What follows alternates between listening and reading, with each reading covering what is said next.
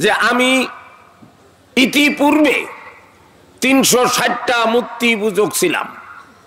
রামায়ণ, গীতা, মহাভারত, চণ্ডী গীতা, বদ্ধ গীতা, পুরাণ, সত্যপুরাণ, রাম পুরাণ, রাধা পুরাণ, কৃষ্ণ পুরাণ, মুনি পুরাণ, কুল্লী পুরাণ, দেব পুরাণ, সদাবত পুরাণ, ভাগবত, মধ্য পুরাণ, দুর্গা পুরাণ, শিব পুরাণ, অসুর পুরাণ, গণেশ পুরাণ, কার্তিক পুরাণ, ব্রহ্মবৈবর্ত পুরাণ, বেদ, ঋক, সাম, যজু, অথর্ব, 60,000 মুনি ঋষি, 33.5 কোটি দেবতার ছিলাম আমি একজন পূজারী ব্রাহ্মণ। নররূপে নারায়ণং মম বিশ্বভুবনং জন্ম বৈকুণ্ঠং মম চরণং সেবনং তব তুলসী পুষ্পণং গঙ্গা জলং তব স্বর্গবর্ষণ অখণ্ড মণ্ডলাকার ব্যক্তজন চরাচর তব চরণং সেবনং মম তুলসী পুষ্পণং গঙ্গা জলং তব পরলোক গমনং মম সেবনং গঙ্গ মদবদিতাং দেবাং দকারান্তে প্রকৃতাং বিষ্ণং ভক্তয়ে সদা সরধার্যনং ঈশ্বরং ধ্যাননং প্রবতং গুহা লা ইলহ রতি পাবন ইল্লা ইলহ পরম পদম জন্ম বৈকুণ্ঠ ইনুত নাম জপি মোহাম্মদম হতারমিন্দ্র মহাসুরিন্দ্রা অল্ল জ্যেষ্ঠং শ্রেষ্ঠং পরম পুরুষনং অল্ল রসুলং মোহাম্মদং কংবরস্য লাইলং ইল্লাল্লং মোহাম্মদং রসুল্লং আমিনং ফাতেনং মক্কানং মদিনং হাচেনং হচেনং বম বম বম ক্রিং ক্রিং। নারায়ে তাকবীর, জোর হলো না। নামাজ পড়া যেমন মুসলমানদের ফরজ, আল্লাহর দ্বীন আল্লাহর জমিনে প্রতিষ্ঠা করা প্রত্যেকটা মানুষের ওই রকমই ফরজ। তাই যারা কোরআনের পক্ষে, রসুলের পক্ষে, তারাই হবে জান্নাতি। তাই কবি বলেন, কি হবে বেঁচে থেকে অযথা বিদ্যা শিখে যদি করতে না পারি শোষণবিহীন সমাজটাকে। কি হবে ছাত্র সেজে চুমু খেয়ে সনদ খানা যদি হয় বিদ্যালয়টা প্রতি তাদের আড্ডা খানা। এর চেয়ে মোরাই ভালো, দেশের যাওয়াই ভালো। কি হবে ধোঁকা দিয়ে সমাজটাকে। কি হবে ইমাম সেজে মসজিদেতে সত্য কথা যদি বলতে না পারো উচ্চ স্বরে। চাকুরির ভয় কর যদি ছেড়ে দাও ওই না গদি। কি হবে ধোঁকা দিয়ে আল্লাহকে। কাজে আল্লাহর, আজকে আমি ছিলাম একজন ব্রাহ্মণের সন্তান। আমি যদি আল্লাহর দলে এসে কোরআনের পক্ষে আসতে পারি, আপনারা কি কোরআনের পক্ষে আসতে পারেন না? কে কে পারেন হাত তুলে দেখা। নারায়ে তাকবীর। দ্বীন ইসলাম, দ্বীন ইসলাম। বিশ্বের মুসলিম, নওগাঁর মুসলিম, গোটা বাংলার মুসলিম। আমার নেতা তোমার নেতা। নারায়ে তাকবীর। সবাই উচ্চ স্বরে বলি লা ইলাহা। আপনারা শুনলেন বা শুনেছেন যে আমি ইতিপূর্বে 360টা মূর্তি পূজক ছিলাম। রামায়ণ, গীতা, মহাভারত, চণ্ডী গীতা, বদ্ধ গীতা, পুরাণ, সত্যপুরাণ, রাম পুরাণ, রাধা পুরাণ, কৃষ্ণ পুরাণ, মুনি পুরাণ, কুল্লী পুরাণ, দেব পুরাণ, সদাবত পুরাণ, ভাগবত, মধ্য পুরাণ, দুর্গা পুরাণ, শিব পুরাণ, অসুর পুরাণ, গণেশ পুরাণ, কার্তিক পুরাণ, ব্রহ্মবৈবর্ত পুরাণ, বেদ, ঋক, সাম, যজু, অথর্ব, 60,000 মুনি ঋষি, 33.5 কোটি দেবতার ছিলাম আমি একজন পূজারী ব্রাহ্মণ। আমার বাবার নাম ছিল শ্রীযুক্ত বাবু বিশ্বনাথ চক্রবর্তী। আমার দাদার নাম শ্রী রাজকুমার চক্রবর্তী। আর বর্তমান দাদার নাম তো আপনারা সবাই শুনেছেন, যে এমএলএ ফাটা কিষ্ট, যে যার ডায়লগ হলো মারবো এখানে, লাশ পড়বে শ্মশানে।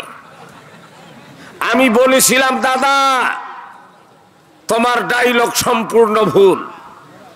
তোমার শ্মশানে আছে কি ছাই আর মাটি, ঠিক না ঠিক? কিন্তু বলতে হবে মারবো এখানে, লাশ পড়বে কবরে, কারণ কবরে আছে স্মৃতি। আদম আলাইহিস সালাম থেকে এখন পর্যন্ত যত মুমিন মুমিনাত, যত নবী আম্বিয়া সালাম, সিদ্দিকিন সালেহিন, ওলিয়া উলিয়া, গাউস কুতুব ইন্তেকাল হয়েছে, প্রত্যেকের স্মৃতি স্বরূপ তাদের কবর আছে না নাই? আপনাদের বাপ দাদার কবর আছে কি নাই? আমার বাপ দাদা চিতাদাহ হয়েছে এই বাংলার জমিনে, জন্ম হলো বাংলার জমিনে, এই যে বরিশাল ডিস্ট্রিক্ট গৌরনদী থানা। চিতাদাহ হয়েছে কিন্তু কোনো স্মৃতি নাই। আছে কি? চিতাতে আছে শুধু ছাই আর মাটি, ঠিক না ঠিক? আজকে যদি একটা ফকির ফকিরানিও ইন্তেকাল হয়, তারও স্মৃতি থাকে, তার ছেলেমেয়েরা স্মৃতিস্বরূপ তার বাবা মার কবর দেখাতে পারবে কি পারবে না? কিন্তু আজকে ভারতের সরকার নরেন্দ্র মোদী, তাকে যদি বলা হয় যে আপনার বাবা মার স্মৃতি কোথায়, দেখাবে শ্মশানে। শ্মশানে থাকবে শুধু ছাই আর মাটি। তাই মুসলমান দুনিয়া তো জন্দা, কবরও জন্দা, হাসরে জন্দা, জান্নাতি মেহমান। পৃথিবীর বুকে একটাই জাতি জান্নাতে যাবে, সেই জাতিটার নাম হলো মুসলমান। কিন্তু মুসলমান হতে হবে। আল্লাহ পাক পবিত্র কোরআন শরীফে বলেছেন, বিসমিল্লাহির রাহমানির রাহিম। আমার সঙ্গে কোরআন শরীফ তেলাওয়াত করতে কি আপনাদের আপত্তি আছে? তাহলে সবাই একটু বলি, ইয়া আইয়ুহাল্লাযীনা আমানু উদখুলু ফি সিলমি কাফা। চিল্লা বলো আল্লাহু আকবার। আল্লাহ পবিত্র কোরআন শরীফে ঘোষণা করেন, তোমরা হে ঈমানদার বান্দারা, এখানে চর্মকার, কর্মকার, কামার, কুমার, মালি, মেথর, কই, কুবরত, হারি, ডম, চান্ডাল, কায়স্থ, ক্ষত্রি, ব্রাহ্মণ, যৌনবদ্ধ, ইহুদি, নসরা, খ্রিস্টানকে বলা হলো না, বলা হলো মুসলমানদেরকে, যে তোমরা কবরে আসার আগে পুরাপুরি ইসলামে দাখিল হয়ে আসো। বলেন আলহামদুলিল্লাহ। পুরাপুরি যারা ইসলামে দাখিল হয়ে কবরে যাইতে পারবে, তার কবরে কোনোদিন লাশ পচবে না, গলবে না। বলেন আলহামদুলিল্লাহ। যাই হোক, আমি কেন মুসলমান হলাম, এ কথাটা কি জানার আগ্রহ আপনাদের কারো আছে? কার কার আছে একটু হাত তুলে দেখান। বলেন আলহামদুলিল্লাহ। ভাইজান, আমি কেন মুসলমান হলাম, এর আলোকে আমি 30 পারা কোরআন শরীফ থেকে একখানা সূরা আপনাদের সামনে তেলাওয়াত করেছি, 2টা জলিল কদর হাদিস তেলাওয়াত করেছি, তৎসঙ্গে অথর্ববেদের 325 পৃষ্ঠা 749 মন্ত্র থেকে 1 খণ্ড মন্ত্র আবৃত্তি করেছি। এর আলোকে আলোচনা উঠালেই আশা করি উঠে আসবে আমি কেন মুসলমান হলাম। আমি যখন বিএ পাস করলাম, আমি কাব্যতিথিতে বিএ পাস। রামায়ণ, গীতা, মহাভারত, চণ্ডী গীতা, পদ্ম গীতা, পুরাণ, সত্যপুরাণ, রামপুরাণ, নাথাপুরাণ, কৃষ্ণপুরাণ, মুনিপুরাণ, কৃষ্ণপুরাণ, বেদ, ঋক, সামবেদ, অথর্ব, ৬০,০০০ মুনি ঋষি, ৩৩ কোটি দেবতার জীবনী আমি রিসার্চ করেছি। আমার ভাইজান, তখন থেকে আমি ইসলামের উপর দুর্বল হয়ে গেছি।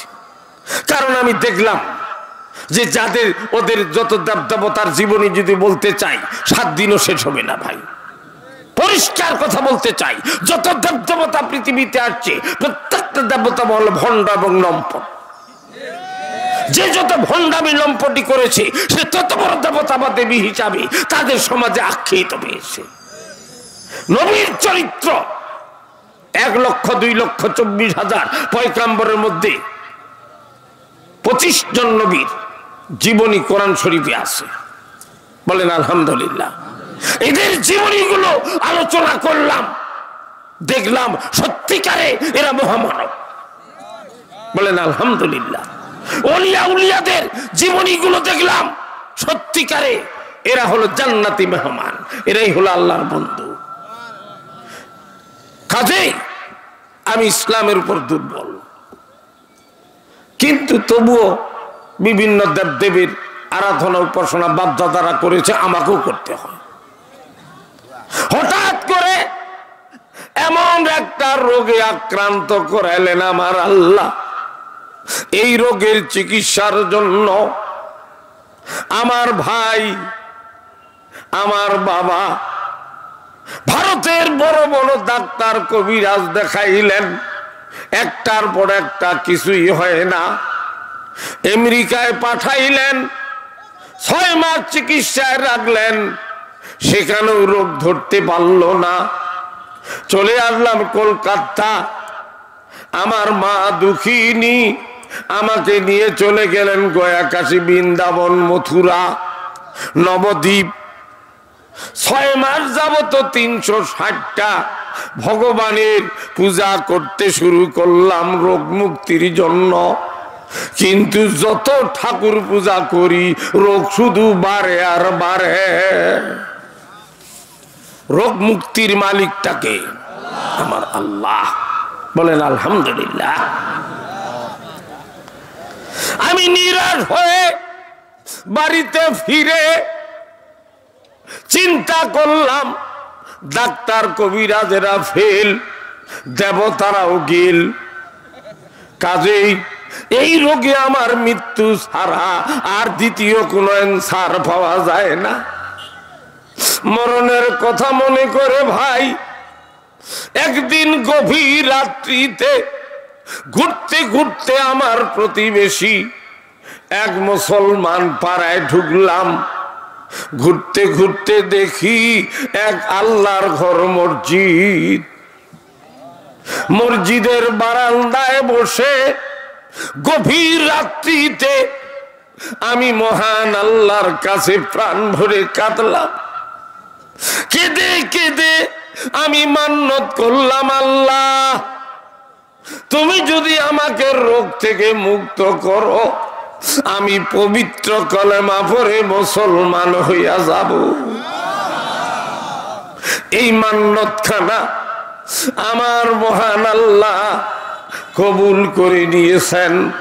বলেন আলহামদুলিল্লাহ। পরের রাত্রিতে কে জানি আমাকে স্বপ্ন যোগে বলতেছে, আমার পূর্ব নামটা হলো দয়াল চাঁদ চক্রবর্তী, দয়াল বাবু বলে আমাকে ডাকতো, কেউ কেউ দয়াল বলে ডাকতো।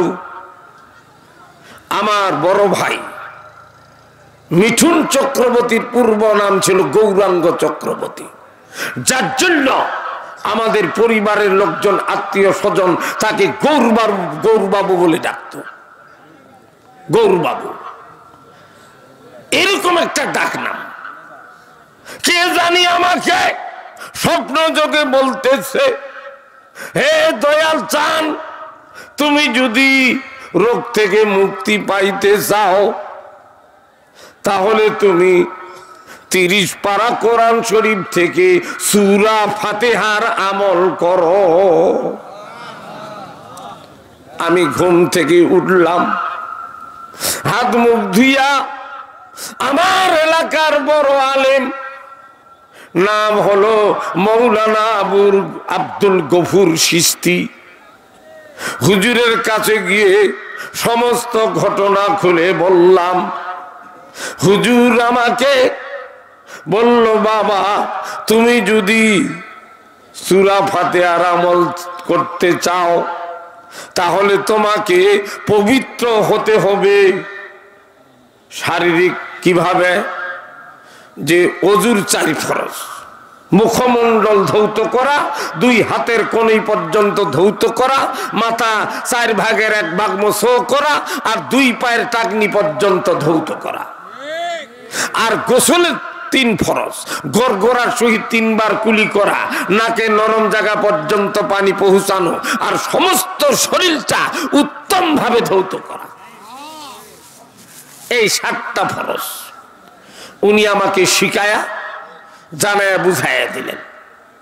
আমি ওযু গোসল কমপ্লিট করে দেখলাম, তখন তিনি আমাকে সূরাতুল ফাতিহার সবক দিলেন। বলেন আলহামদুলিল্লাহ।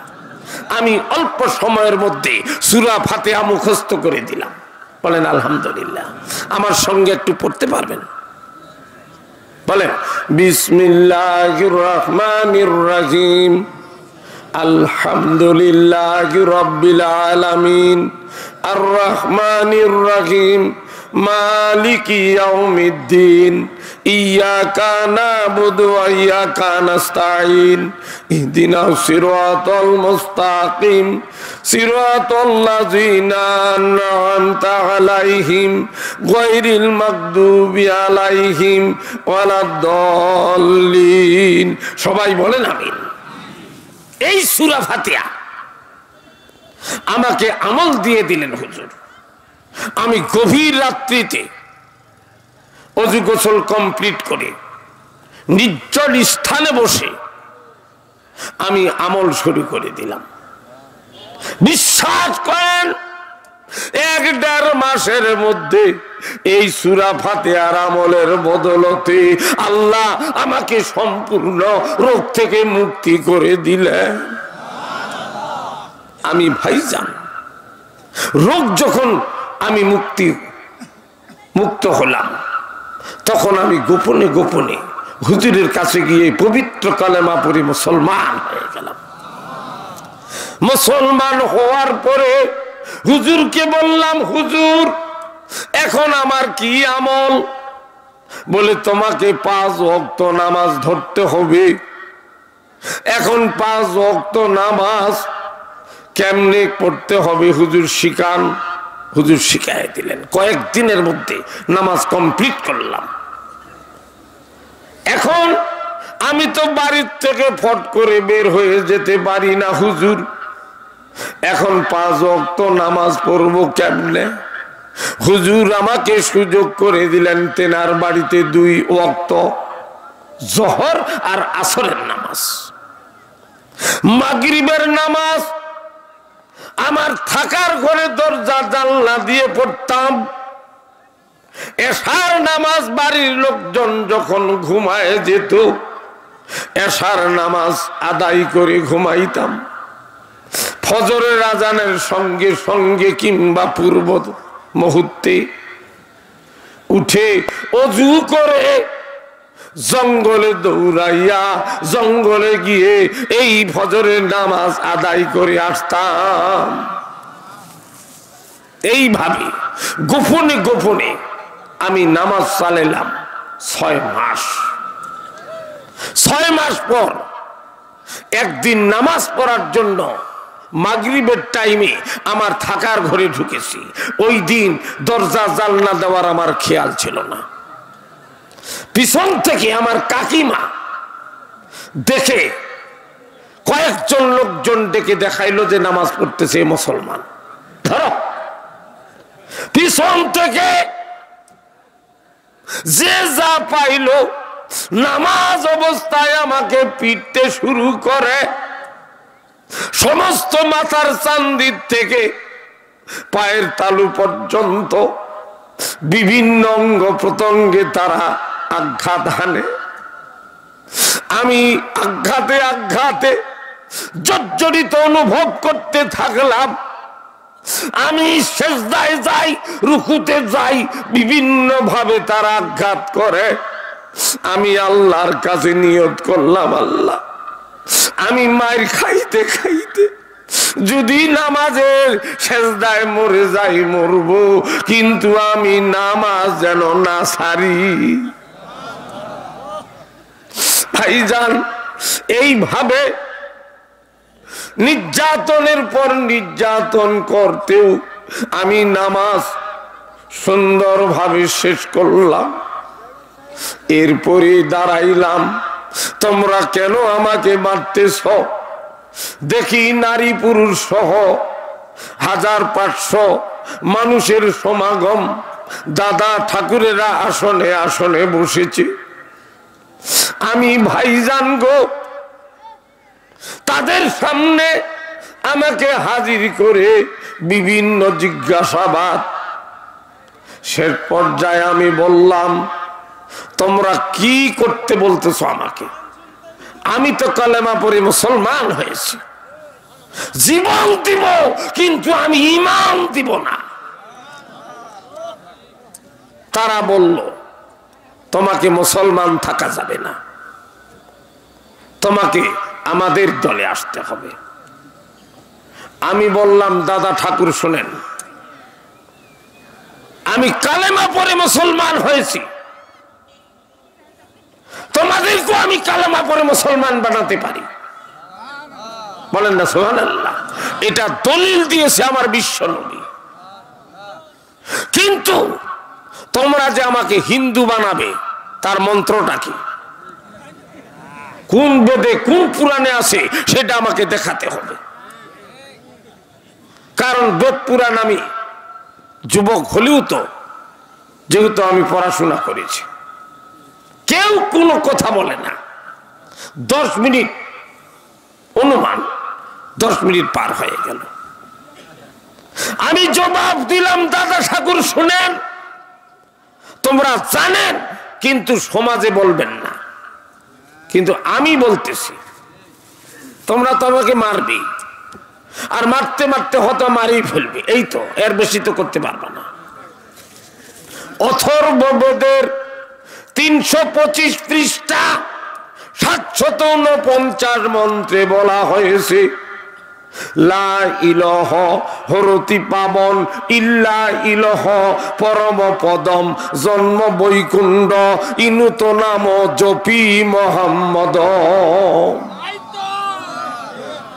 যে তোমরা যত দেব দেবতার আরাধনা উপাসনা করো না কেন, কোন দেবতা বা দেবী তোমাদের উদ্ধার করতে পারবে না। একমাত্র সুপারিশকারী হবে বিশ্ব নবী জনাবে মুহাম্মদুর রাসূলুল্লাহ সাল্লাল্লাহু আলাইহি ওয়াসাল্লাম। যেই দেবতার নামের প্রথম অক্ষর হবে ম, শেষের অক্ষর হবে দ, অর্থাৎ মদবদিতাং দেবাং দকারান্তে প্রকৃতাং। প্রকৃতাং মানে সত্যিকার পক্ষে উনি তোমাদের দেবতা, যেই দেবতার নামের প্রথম অক্ষর ম এবং শেষের অক্ষর দ। তাহলে পরিষ্কার নাম বোঝা যায় আমার আপনার নবী মুহাম্মদ। সবাই বলেন সাল্লাল্লাহু আলাইহি সাল্লাম। তেনার বাবার নাম হবে বিষ্ণু ভগত। বিষ্ণু মানে সৃষ্টিকর্তা, ভগত মানে দাস, যার নামটা হবে আব্দুল্লাহ। তার মায়ের নাম হবে সুমতি। সুমতি মানে সচ্চরিত্রবতী, যার আরবিটা দাঁড়ায় আমিনা। লাইলং ইল্লাল্লাহ মুহাম্মাদুর রাসূলুল্লাহ আমিনং ফাতেনং মক্কানং মদিনং হাসেনং হচেনং বম বম বম ক্রিং ক্রিং। ক্রিং ক্রিং শব্দের অর্থ হলো শুনো শুনো। বম বম মানে তোমরা তওবা পড়ো। যার মায়ের নাম হবে আমেনা, মেয়ের নাম হবে ফাতেমা, তার কলিজার টুকরা হবে ইমাম হাসান এবং হুসাইন রাদিয়াল্লাহু তাআলা আনহু। তেনার সিঁড়িতে তোমরা যদি ইষ্ট নাম জপ তপ করো, ইষ্ট নামটা কি? লা ইলাহা ইল্লাল্লাহ মুহাম্মাদুর রাসূলুল্লাহ অর্থাৎ লা ইলাহা ইল্লাল্লাহু মুহাম্মাদুর রাসূলুল্লাহ সাল্লাল্লাহু আলাইহি সাল্লাম। চিল্লা বলেন আল্লাহু আকবার। কাজে দাদা ঠাকুর, আমি তো এই কলেমা পড়ে মুসলমান হয়েছি, এখন আমাকে কি মন্ত্র পড়ায় তোমরা হিন্দু করবা? ভাইজান, এই কথা বলাও শেষ। 20-30 জন যুবক এসে আমার দাদা ঠাকুরদের আদেশে আমাকে মারতে শুরু করলো। মারতে মারতে আমাকে জমিনে শোয়া দিল, তবুও তাদের ক্ষম থামতেছে না। চতুর্দিক থেকে সাপের মতো মারে। যতবার মারতেছিল আমি শুধু আমার আল্লাহকে ডাকতেছি, কিন্তু তারা এটাও সহ্য করতে পারল না। কয়েকজন এসে আমার মুখের মধ্যে বিভিন্ন ভাবে আঘাত করলো। আমি আর জবান বলতে পারতেছি না। মনে মনে আল্লাহর কাছে বললাম, আল্লাহ, এরা যেভাবে আমাকে মারতেছে গণপিটুনি, আমি তো মরেই যাব। মরেও যদি যাই, আল্লাহ তোমার ঈমান নিয়ে যেন আমি কবরে যাই, এইটুকু আমি আল্লাহর কাছে চাইলাম। ভাইজান, এইভাবে তারা 3 দিন 3 রাত আমাকে নির্যাতন চালায়।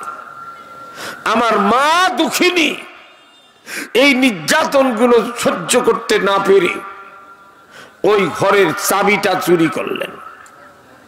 3 দিনের মাথায় গভীর রাত্রিতে আমার মা তালাটা খুলে আমার হাত পায়ের বাঁধন গুলো খুলে দিলেন, টেনে নিয়ে চলে গেলেন বাড়ির পিছনে। একটা ডাকাতের ভয়ে দরজা ছিল, ওই দরজাটাকে বলা হয় চড়াই দরজা।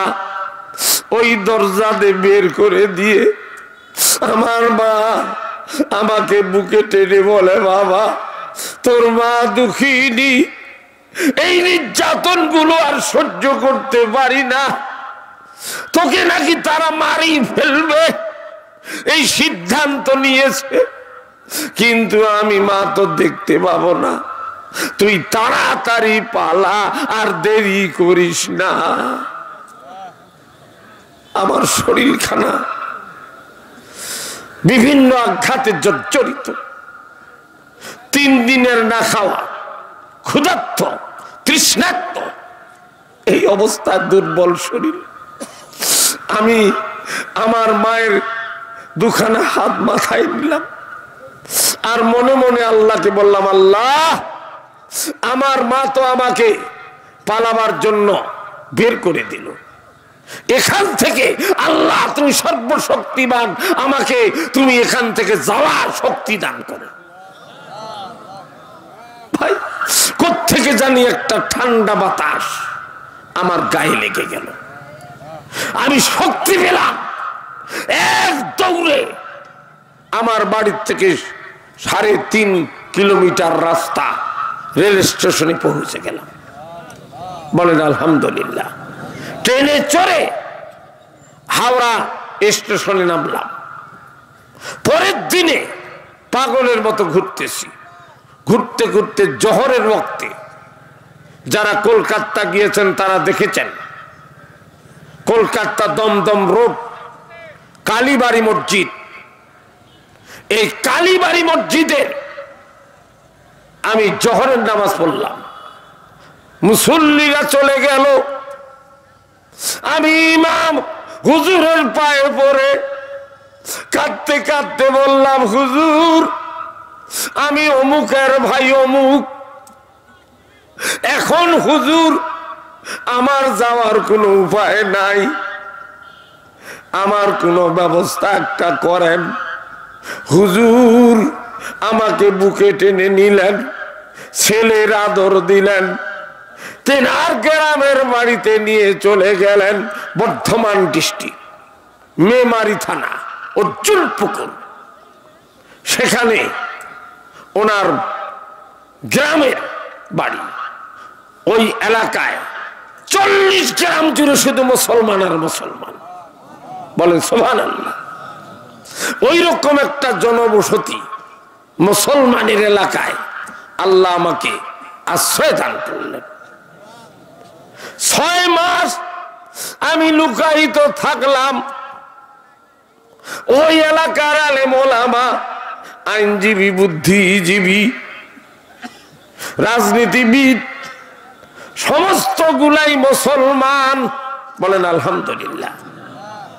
এদের সহায়তায় আল্লাহর অশেষ মেহেরবানিতে আমি 19 পাস 80-তে ভারতীয় কোর্ট থেকে এফিডেভিট করে আমি মুসলমান বলে ঘোষণা করে দিলাম, বলেন আলহামদুলিল্লাহ। এরপরে বিভিন্ন আঘাত আমার এসেছে, সেটা তো একদিনে বলা সম্ভব নয়। তো আপনারা দোয়া করেছেন। আমি 41 বছর বিভিন্ন নির্যাতন সহ্য করে কালেমার দাওয়াত শুরু করেছে আমার গোষ্ঠীর মধ্যে, বলেন আলহামদুলিল্লাহ। তার ফল আল্লাহ দিয়েছে। 120 জন আমার গোষ্ঠীর থেকে 41 বছরে আল্লাহ মুসলমান করেছে। আমার 2 ছেলে আলেম, তারাই শিলিগুড়ি দাসপাড়া নিমতলায় একটা মাদ্রাসা গঠন করেছে। সেখানে বর্তমান এতিমের সংখ্যা হলো 360 জন। তন্মধ্যে 120 জন হলো এই নবমুসলিম।